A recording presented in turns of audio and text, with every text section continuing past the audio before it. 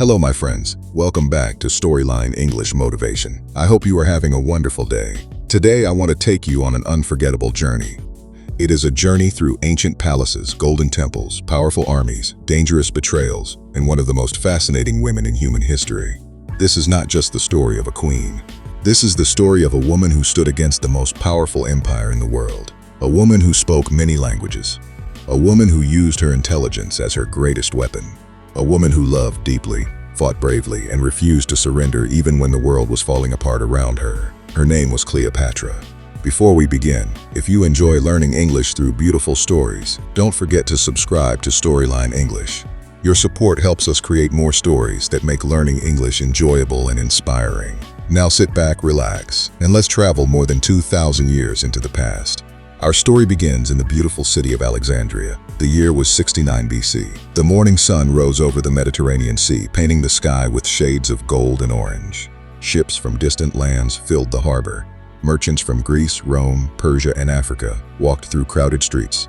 Alexandria was one of the greatest cities on earth. People called it the Jewel of Egypt. The city was famous for its magnificent lighthouse, one of the wonders of the ancient world. It was famous for its giant library that contained hundreds of thousands of books and scrolls.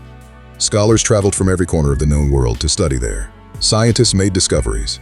Philosophers debated ideas. Artists created masterpieces. And in a magnificent royal palace overlooking the sea, a baby girl was born. Nobody knew it then.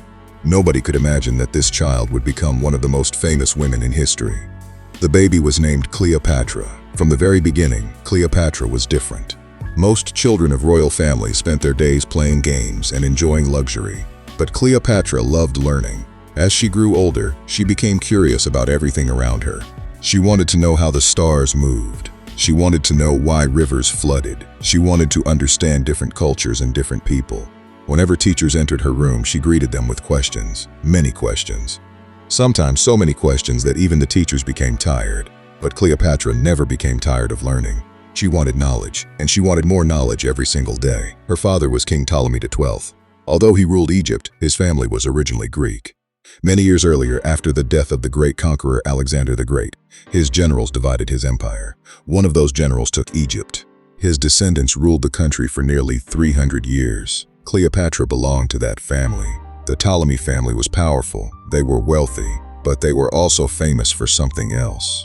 Conflict. Inside the royal family, brothers fought brothers, sisters fought sisters, relatives betrayed relatives. Everyone wanted power. Everyone wanted the throne. The palace was full of secrets, full of ambition, full of danger. As Cleopatra grew older, she learned an important lesson. Being born royal did not guarantee safety. Sometimes the palace was more dangerous than the battlefield. Yet instead of becoming afraid, Cleopatra became stronger. Every challenge pushed her to learn more. Every problem made her sharper. She studied mathematics, she studied astronomy. She studied medicine, she studied philosophy, she studied politics. She learned how governments worked. She learned how armies moved. She learned how leaders inspired people. Most importantly, she learned languages, many languages: Greek, Egyptian, Latin, Hebrew, Arabic, and several others. People were amazed by her abilities. Visitors from foreign lands would arrive speaking their own language. Cleopatra would greet them in that language. They could hardly believe their ears. Most rulers depended on translators. Cleopatra rarely needed one. She spoke directly to people. She listened directly. She understood directly.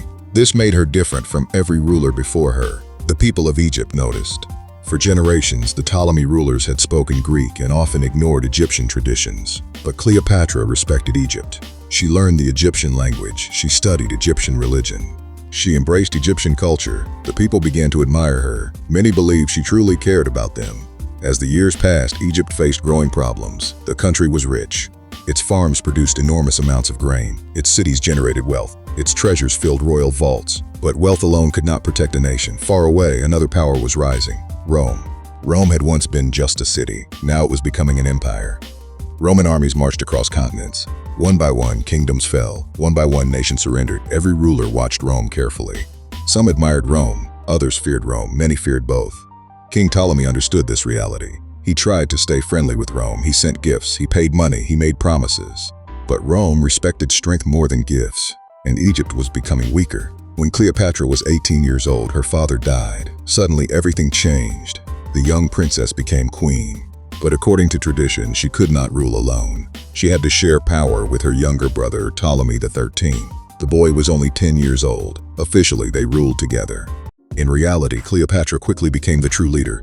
She made decisions, she met foreign diplomats, she managed state affairs. She acted like a queen because she was one.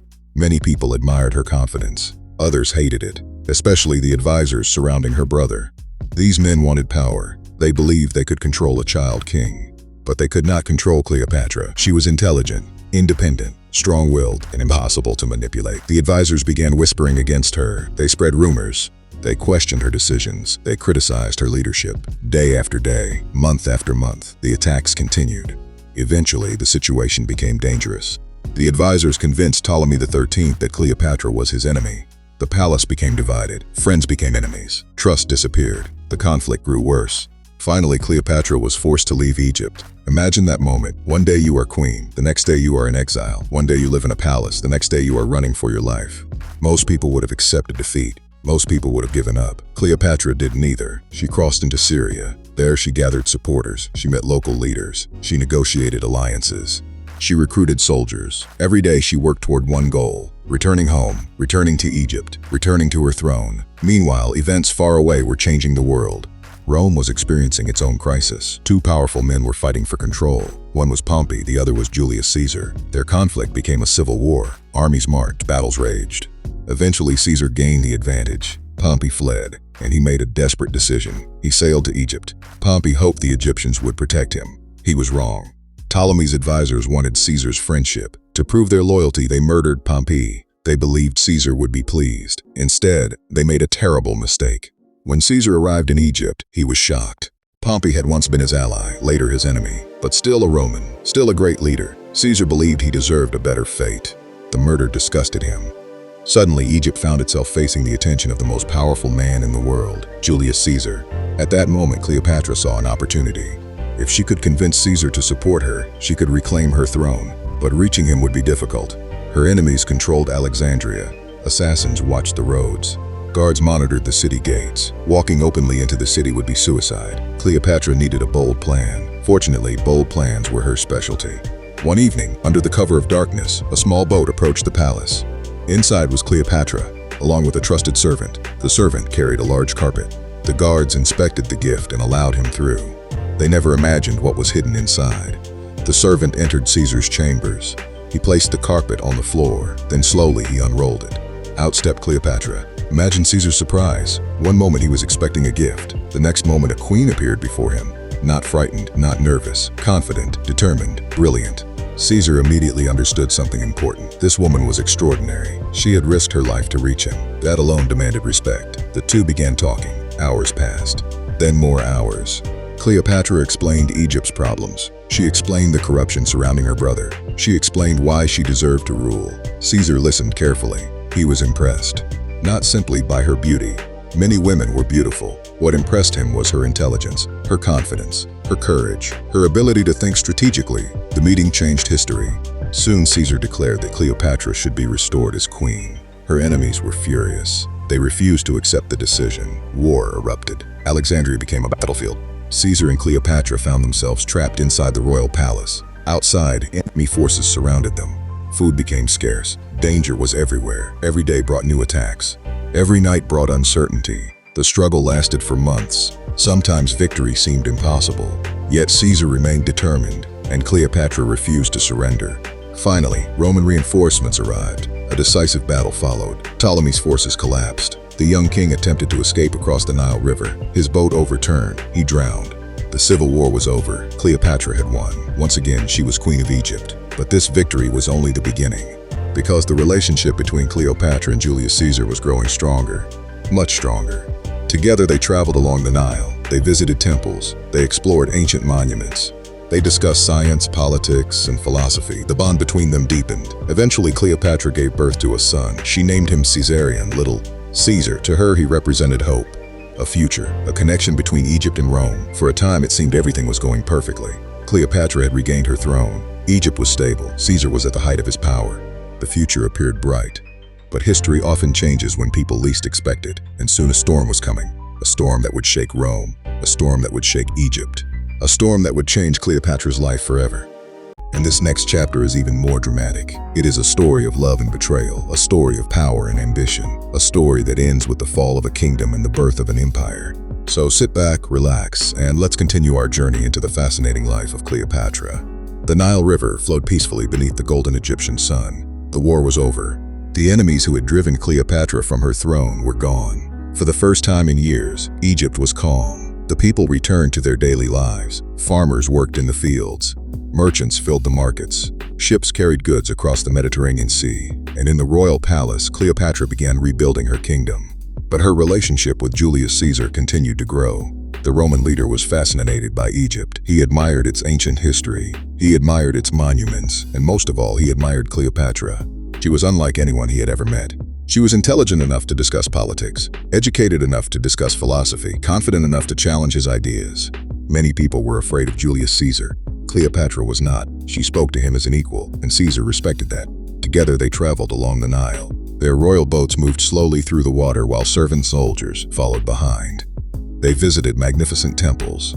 They watched sunsets over the desert. They talked for hours about the future. For Cleopatra, these moments were important. She believed Egypt finally had a powerful protector. Rome was the strongest force in the world.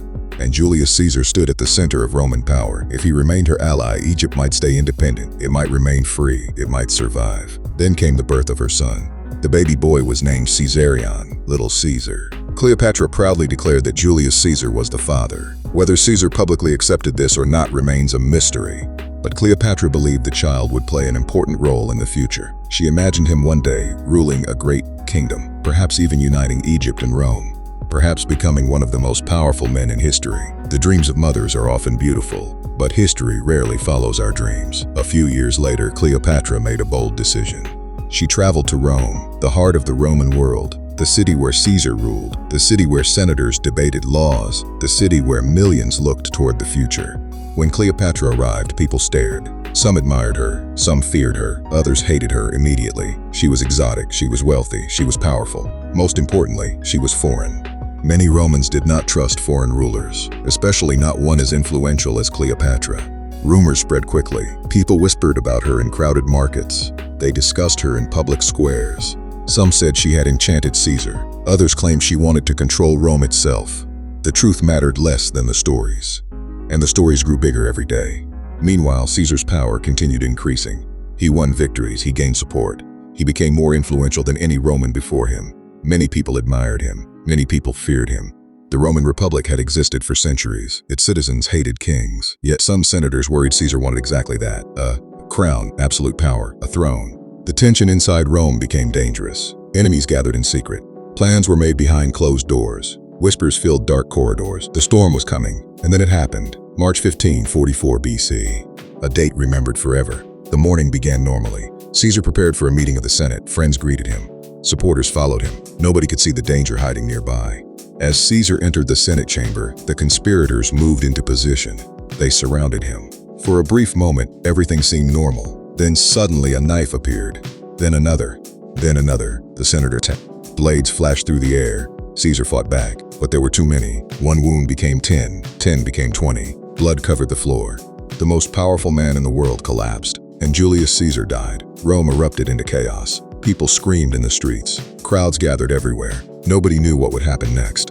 For Cleopatra, the news was devastating. Her protector was gone. Her ally was gone. The future she imagined vanished in a single day. Worse still, she was in danger. Political violence was spreading. Nobody knew who would gain power. Nobody knew who could be trusted. Without wasting time, Cleopatra gathered her son and returned to Egypt. She understood something important. Rome was entering another civil war, and Egypt needed stability. Back in Alexandria, she focused on governing her kingdom, but she watched Rome carefully, because the struggle for power there would eventually affect Egypt. And she was right. After Caesar's death, several powerful men fought to control Rome. Among them was a brilliant young politician named Octavian. Another was a famous general named Mark Antony. Both had been connected to Caesar. Both wanted power. Both believed they could shape Rome's future. Years of conflict followed. Battles were fought. Alliances were formed. Enemies were defeated. Eventually, Octavian and Mark Antony emerged victorious. Together they controlled Rome. Together they divided the Roman world. Octavian ruled the west. Mark Antony ruled the east. And since Egypt was in the east, Antony's attention soon turned toward Cleopatra. At first, their relationship was political. Antony needed resources, he needed money. He needed support for his military campaigns. Egypt possessed enormous wealth. Its farms fed nations, its treasury contained vast riches. Antony summoned Cleopatra to meet him in the city of Tarsus. Cleopatra understood the importance of this meeting. She remembered how first impressions influenced powerful men, and she intended to make this meeting unforgettable. When the day arrived, the people of Tarsus gathered near the river. They had heard rumors. They wanted to see the famous Queen of Egypt. Then they saw her ship. It was magnificent. Purple sails caught the wind. Silver oars flashed beneath the sunlight. Perfume drifted through the air. Musicians played beautiful music. Golden decorations sparkled everywhere. And at the center stood Cleopatra, elegant, confident, regal. She looked less like a queen and more like a goddess. The crowd stared in amazement, and so did Mark Antony. From the moment they met, something powerful connected them. Perhaps it was love, perhaps it was ambition, perhaps it was both. Whatever the reason, their lives soon became intertwined. Antony admired Cleopatra's intelligence, her wit, her confidence. Cleopatra admired Antony's strength, his courage, his charisma. Together they formed one of history's most famous relationships. Months became years. Their bond deepened. They spent time in Egypt. They celebrated victories. They planned for the future. Eventually, they had children together. Twins first. A son and a daughter. Later, another son followed. For Cleopatra, these children represented hope. For Antony, they represented family. But not everyone celebrated their happiness. Far away in Rome, Octavian watched carefully, and he saw an opportunity. Octavian was ambitious, extremely ambitious. He wanted complete control of Rome. As long as Antony remained powerful, that goal remained impossible. So Octavian began a campaign, not with swords, not with armies, with words. He spread stories. He told Romans that Antony had abandoned his homeland. He claimed Antony cared more about Cleopatra than Rome. He suggested that Egypt was influencing Roman politics. Day after day, the message spread. Many Romans believed it. Antony's reputation suffered. Public opinion turned against him. The conflict between Antony and Octavian grew worse. Eventually, war became unavoidable. The final confrontation approached. Both sides gathered enormous armies. Both sides prepared massive fleets. Both sides knew history would be decided by the outcome. In 31 BC, the decisive battle arrived. The location was Actium, a strategic point near the western coast of Greece. The sea was crowded with warships. Hundreds of vessels filled the horizon. Thousands of soldiers prepared for combat. The fate of nations rested on what would happen next. The battle began. Ships crashed together. Arrows darkened the sky. Soldiers fought fiercely. For hours, neither side gained a clear advantage. Then slowly, the situation changed. Octavian's commanders made better decisions. Their ships moved more effectively. Their strategy worked. Antony's forces began losing ground. The battle turned against them.